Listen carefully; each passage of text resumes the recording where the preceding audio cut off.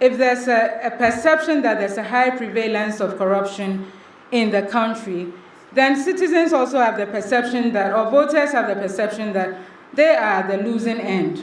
There's something they are not benefiting from, or their economic prospects are not good because others are benefiting and others are corrupt.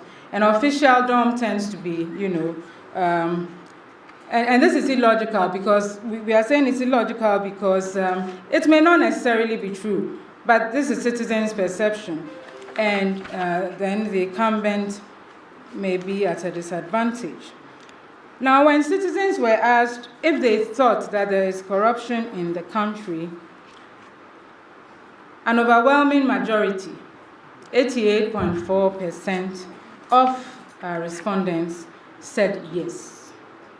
And 4.1, I don't know what to characterize that as, but only 4.1% said no. And then those who did not know, they did not know, 6.3%. All right. So these were basically some of the citizens, the respondents that we interviewed. 36.2% of the voters, the government has something to do with corruption. 42.9%, however, did not link the government to corruption. If we interpret the 15.1% of respondents who said they did not know, who said they did not know who is responsible, we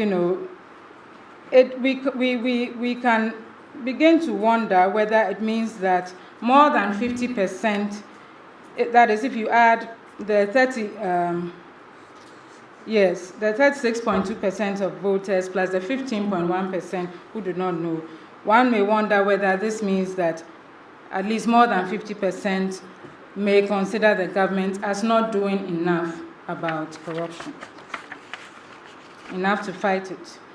And so then we move to the issue of fighting against corruption.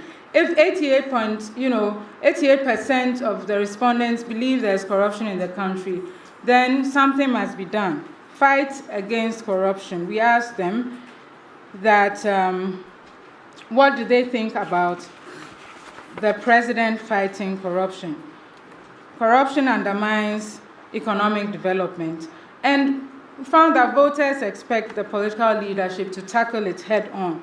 And you find it interesting how they went ahead to even suggest to the government to go ahead and prosecute corrupt officials.